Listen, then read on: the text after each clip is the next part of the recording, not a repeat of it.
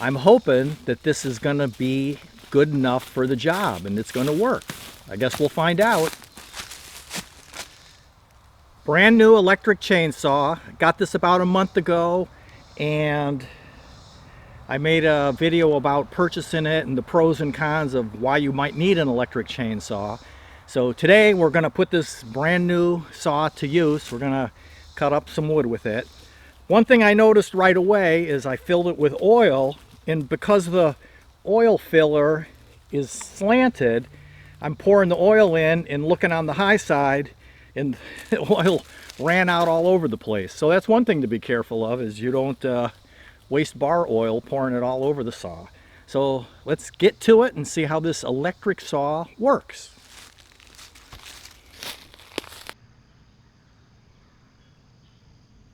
Welcome to Goose Pond Hideout with Rob.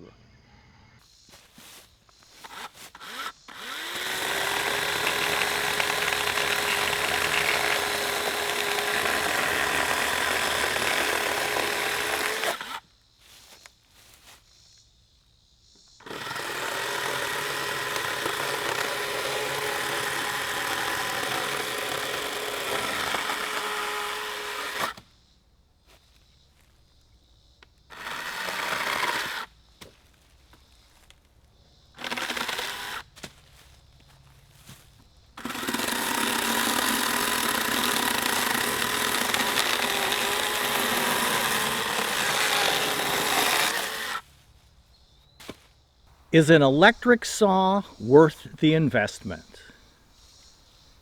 My thinking is, as a backup saw in case you don't have gas, and when you have just little tiny kindling wood, small stuff that you want to cut up, that you don't want to be waving around a great big heavy 15-pound chainsaw, I'm hoping that this is going to be good enough for the job and it's going to work. I guess we'll find out.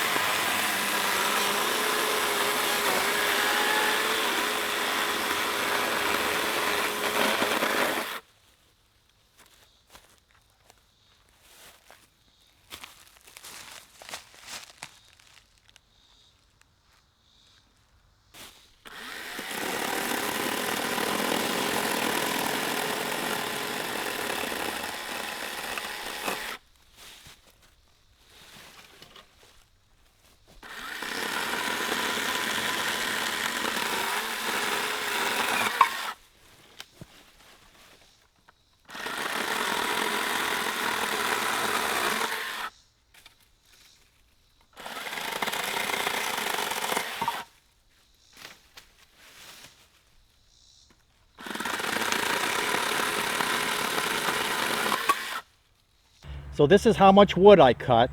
It's one of those Rubbermaid tub things, and it's pretty good size. That's a lot of wood in there. And it didn't take me that long to cut it up. And this is all small stuff that would have just gone to waste, rotted out here in the woods. I never would have used it.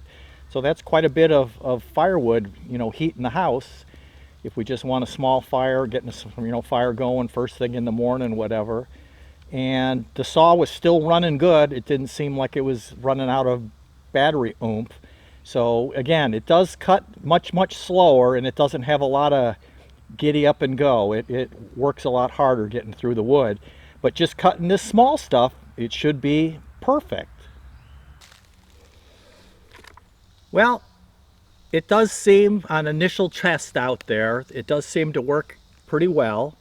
It definitely cuts much slower than my gas chainsaws. Of course, I have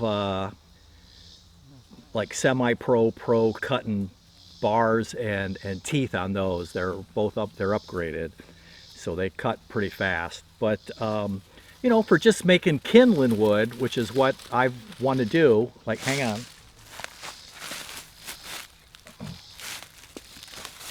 But you know, stuff like this size, I mean, well, the length is this, obviously, you know, these are a little short, but I cut 18 to 20 inches typically on my regular firewood, but these will make good kindlings when you just want a little fire, or you're kind of trying to get it going quick, having a stack. And it's a way to keep from wasting all this firewood, because normally I just cut the big stuff up that has to be split, and all of this stuff I just leave laying in the woods for the bunny rabbits and critters to make homes out of. So cutting this up will be good. I don't know if you can see it or not. I got my earplugs in, and which is probably, I'm probably talking kind of loud, but I don't think I really need those for this saw. It keeps the dirt out, you know, plus noise reduction, and bad ears runs in my family. I'm getting kind of deaf as it is, so anything I can do to protect anytime I can, I try. So I definitely think, if you, oh, look how the chain's sagging after that first use. Can you see that? Definitely need to tighten that up, which is just what this knob right here does, is tightens it up. So we'll take care of that. Well, I'm pretty happy with it. It's just a tool, and just for cutting up kindling, I don't have to waste gas and hold a 15-pound chainsaw, and that it's just something different, and it's quieter, so it doesn't make so much noise, and that's always a nice thing too. So have at it. Try one of these out and see if it'll work for you.